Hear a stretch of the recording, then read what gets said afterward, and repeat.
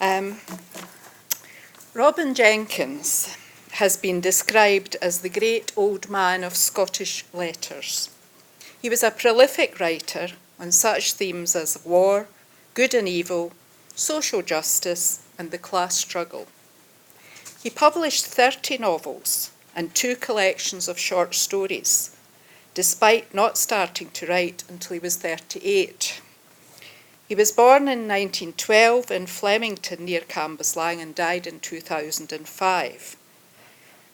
When he began writing, he was teaching English and history in Riverside Secondary School and then moved to Dunoon Grammar.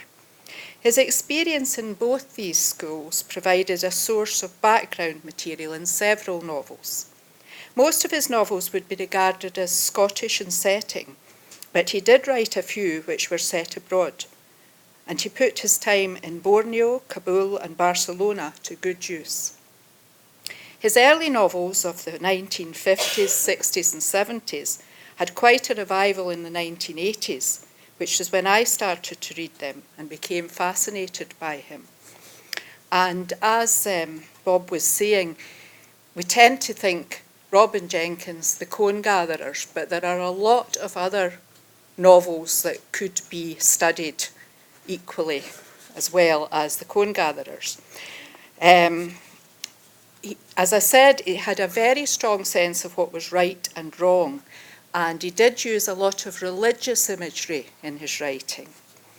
Many of his novels deal with the idea of people getting out of their poor circumstances to succeed in life, and I would recommend Just Duffy, which I saw was out there, which has been likened to James Hogg's Confessions of a Justified Sinner, and Happy for the Child, which Jenkins says is very nearly autobiographical, as he too was brought up in poverty, and it was only a bursary which took him to Hamilton Grammar and an education which changed his life. Today I will discuss 2 novels and a short story. The Cone Gatherers, which we have to mention, was written in 1955 and is currently a set text at National 5 and higher.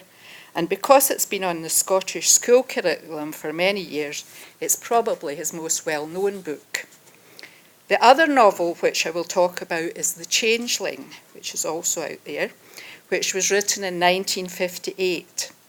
I would argue that The Changeling is a good novel to study, as the protagonist in it is nearer to the age of the students who will be studying it. Also, it deals with poverty and its effects, which is very relevant in today's society. I've taught this novel for many years and have found that the pupils engaged with Tom, the main character. Both of these novels and the short story Flowers deal with the theme of the outsider, which is a theme in many of Jenkins's books. He has a great ability to show the true nature of people who find themselves excluded from society, and he does this by describing their predicaments with compassion, but without resorting to sentimentality. And I think that's quite important. He doesn't do sentiment, he describes with compassion. I'll not spend too long on the Cone Gatherers, as we have an excellent Scott note on it, which is available here today. And there are copious notes available from teachers who have taught it and who have shared their work online. You might also like to look at BBC's bite-size revision guide. Suffice to say that there are 2 outsiders in the Cone Gatherers. There is Callum, who is an outsider because of his deformed body, which hides a wealth of goodness. And there is Durer, because of his deformed mind, which holds the utmost malice. Jenkins draws from his own experience as a conscientious objector who worked in the forestry in Argyll to give us a vivid setting for the novel. In The Cone Gatherers, Jenkins explores all of the themes that I have mentioned already, as he touches on class conflict, war, love, and violence, and he uses much religious symbolism to make his points. Since the novel is used as a set text, it's incumbent on us to look at the key scenes which move the novel forward. These might be in the first chapter, where Neil and Callum find the rabbit caught in a trap. This establishes This establishes the character of the two men and lets us know that they have already had an encounter with Durer over Callum's sensitivity. Quote, Callum moaned in dismay at the dilemma of either displeasing his brother or forsaking a hurt creature. He remembered his solemn promise. He remembered too the cold hatred of the gamekeeper.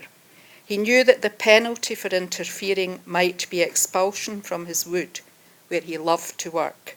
But above all, he shared the suffering of the rabbit.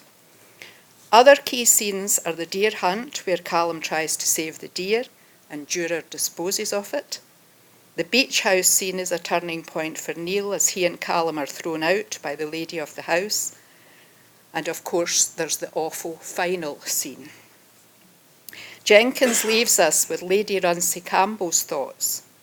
As she wept, pity and purified hope and joy welled up in her heart. Can this be seen as a hope for the future? In the Changeling, there might be said to be two outsiders. As Charles Forbes is mocked by his fellow teachers and is always trying to do good, but we are never sure how much of his altruism is for himself or if he really feels the compassion he purports to feel for Tom. I'll look at this as I approached it when I was teaching it, because I'd like to encourage more people to teach this book.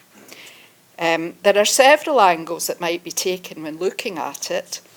Since it's not a set text, we're looking at the best way to prepare the students to write an essay on the novel. In the National 5 paper, the students are asked to refer to relevant features. And what I did was I took the relevant features that come up in the exam and dealt with them when I was teaching it. So the first one would be plot. It's a very simple plot. Charles Forbes, an English teacher, takes pity on Tom Curdie, a boy from the slums who is on probation for theft. The teacher decides to take Tom on holiday with his family. As might be expected, things do not go smoothly, and there is a tragic outcome. Now, there's a few issues with the idea of a teacher taking a boy away on holiday with his family nowadays, but at that time I think it was quite accepted. This is the 50s. Another aspect they're asked to discuss is theme. As I said at the beginning, the theme is the outsider, but there's also the theme of human frailty. Both of these themes are present in the Cone Gatherers as well. Charlie is characterised as a bumbling do-gooder who is moved by Tom's intelligence and says, "I am trying to do my best." In this, he is an outsider, as none of his colleagues or his family can understand why he wants to help Tom. Tom is an outsider at school, and it is not clear why he decides to accept the invitation, but he sets out from the beginning to sabotage the holiday by inviting his friends along and by stealing. Also in the exam, students are asked to talk about setting. The setting for the book is important as there is a great contrast between the slums of Donaldson Court, where Tom lives, and the idyllic world of Tywelyn, where they go on holiday. I use the opening page of chapter 3 as a close reading passage, as it gives such a vivid description of Tom's background. Slumdom was hideous, and then the people that lived there were slum dwellers. He describes the garbage, filth, and overflow from broken privies. Another important scene is the opening chapter, where life at school is described, and we see how much of an outsider Tom is. This can also be used as a close reading passage. In contrast to the school in Donaldson's Court is Tywelyn, full of hints of thresholds leading to another world, where the beauty of the wild rose did sustain like food. Tom is taken into this world, and he is bewitched by it, but he knows he's an outsider in it, and that leads to the final tragedy. For having seen a glimpse of possibility, he cannot return to his former life. There is the idea that although Tywelyn is idyllic, it is set near the Holy Loch, which would soon be the site of the Polaris submarines and anti-war protests. The real world is always impinging on their holiday in the form of his two friends, Chick and Peary, and then his awful family, just as the real world of war impinges on the world of the estate in the opening of The Cone Gatherers, which opens with aeroplanes more sudden and swifter than hawks and roaring louder than waterfalls had shot down from the sky over the wood. Both of the books have foreshadowing of the tragic outcome by using images which detract from the beauty of the natural world. Characterisation, of course, is very important. Charles says, that boy lives under an Everest, a whole Himalayan mountain range of handicaps, disadvantages and penalties, yet he has never revealed one whimper of complaint, one yelp for revenge.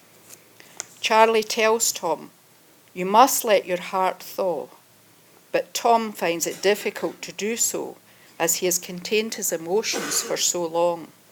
Charles, as I said, is an outsider because he's an idealist. He's a crusader without a sword, always wanting to do good things. But he's also deceitful, even to himself, about the fact that taking on Tom Curdie could lead to promotion for him. He does show great belief in Tom. Even the headmaster says it is a generous impulse. The holiday shows a different side of Charlie, as he can laugh at himself, as in the scene on the beach, and he loves his holiday and tells Tom to cherish that vision of Arryn and the sleeping warrior. However, he soon realises that they may have done more harm than good when his ideas are trampled on by Tom and his trust is betrayed when Tom admits to the theft in the school. I stole Mr. Todd's money, but worse, he tells him, and I took the half-crowns out of your desk. Charles Forbes cannot cope with this personal betrayal, and he finally gives up on Tom. Tom has let himself trust Charles, and that is why he admits to stealing. But Charles cannot accept that he has given Tom a chance and he has betrayed him. He is a changeling. He was in the grip of non-human forces, whose instrument was indeed Tom Curdie. The main character is Tom, and at the beginning of the book we are shown the principles he lives by. Never to whine, to accept what came, to wait for better, to take what you could, to let no one, not even yourself, know how near to giving in you were. Tom has survived in the hellhole in which he lives by sticking to these principles. But when he goes to Tywelyn, he begins to soften. He steals from Woolworths to prove to himself that he has enough backbone to return to his old ways. But in fact, he has been shown another life from which he can never go back. He would be amidst what he wanted and yet never able to obtain it. Tom begins to realise he can never be a part of this family where he has begun to thaw, but this has made him weaker and thus unable to go back to his former life, which stinks of piss and booze and failure. Gillian is the character who changes most during the novel. At first she resents Tom and looks for a way to get him into trouble, but at the same time, when she does find a way, instead of rejoicing, she was dismayed. She felt that even when she told on him for stealing, she would be involved still more closely instead of being free of him. But later she understands why he stole. Tom, did you steal those things because you didn't want to get too fond of us? And she has a feeling of profoundest complicity with Tom and wants to help him.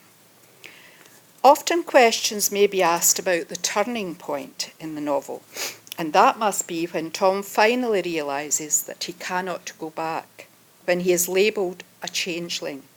He realises that the connection between him and the Forbes family was broken and could not be joined again. He realises that he can never get what he wanted, and equally he cannot return to Donaldson Court and his former life because he has allowed himself to thaw. When he phones and calls himself Tom Forbes, and Mrs. Forbes asks, "Tom Forbes, who's that? Who's he?" he understands that the character he wants to be does not exist. He wants to be part of that family. Key scenes is another aspect of the book that the student might be asked to discuss. There are several key scenes which change the course of action in the book, like the killing of the rabbit, the stealing from Woolworths, Tom's admission of stealing to Charles Forbes. But, as in the book's title, perhaps the most telling is when Tom is called a changeling and proceeds to the library to find out the meaning of the word. Changeling, a creature in animal or human form supposed to be left by the fairies or other folk in place of one that has been stolen, often applied to a dwarfish, ill-favoured person or animal spreading evil. This is when he realises that he can never be a member of the family. The ending of the book is both tragic and inevitable, just as is the ending of the Cone Gatherers. Tom cannot now go back to the slum. He cannot bridge the gap between the two cultures. He has nowhere to go. He is a true outsider, and he is finally convinced of that when his family, in all their absurdity, turn up at the cottage. He hangs himself, and it is Gillian who finds him and tries to hold him up, tries to save him. The picture of him is he was a giant staring with a queer twist down at her. And as in the Cone Gatherers, Callum is left hanging in midair. He hung in twisted fashion and kept swinging. For both these outsiders, their end is inevitable. I'd like now to turn to the short story Flowers, and it's to be found in this book. I don't know if any of you have it in school. I had to get it online because it's out of print. The story itself is very short, so you could probably get a copy of it. Flowers is a story which I discovered from reading answers in National 5, the National 5 exam. I've been marking it for the last few years, and this story is often among the answers I get. It is on the theme of the outsider as well, but might be more accessible for pupils at National 5, as it is relatively short and does contain many of the same elements in those contained in the two novels that I've mentioned. It too opens with an idyllic setting which is intruded upon by the war. Aeroplanes were now commonplace on the loch. Canna Rock was used for bombing practice. Like Tom, Margaret of the story has been transported from her home. But unlike Tom, she is very unhappy. She takes off by herself, disobeying her teacher, and she comes across an adder. She sees the adder as a symbol of that detestable alien country she has found herself in, and beats the snake to death. Although the snake has done her no harm, she feels compelled to attack it because she has been told they are dangerous. Just as the title, The Changeling, symbolises Tom as the outsider, Flowers symbolises what is happening to Mary. Flowers are first mentioned by the teacher, Miss Lang, when she compares them to the airmen. She says, "These are the true flowers of our country, the most precious, the most beautiful." Perhaps she's thinking of the old song, The Flowers of the Forest. I'm sure Jenkins was. The flowers are then associated with Miss Lang as she asks the children to pick some. Margaret refuses to do so as the flowers will only wither and die, just like the airmen. Then she comes upon a yellow flower and is inclined to trample it, but decides instead to pick it, perhaps to calm herself down after her encounter with the snake. Its beauty, harmlessness, and its loneliness moved her to stoop tenderly, pluck it, and hold it against her cheek. She comes across 2 dead pilots, and her scalp tingled and her whole body seemed frozen in the cold, bright sea. In her hand, the yellow flower was crushed into a green and black mess. As in the 2 novels, the ending is very graphic in order to shock the reader and to show Jenkins' attitude to war.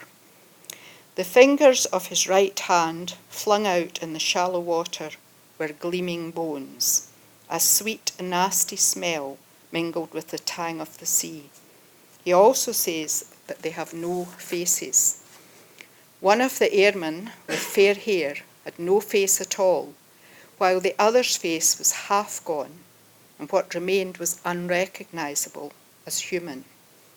Jenkins was a pacifist and a conscientious objector, and he saw the victims of war as nameless and unknown. He also saw the innocence of many crushed. Just as Margaret crushed the flower, so too has she lost her innocence. This is a very short story, but it uses symbolism in the adder, the flower, and the dead airman. It also has an outsider discovering something about herself, just as Tom does. It is, I suppose, the girl coming to realise that life is not simple, just as Tom did. In all 3 texts, we have Jenkins at his terse best. The stories are all relatively simple, but they reveal a great deal about the characters in them. He places his outsider in an alien environment and lets them react to it, and thus reveal themselves. Robin Jenkins' books can be said to be moralistic and a little preachy, but he develops believable characters who elicit our sympathy. As Andrew Marr says on the cover of The Changeling, if you're interested in books that are human and wise, then treat yourself to some Robin Jenkins. Thank you.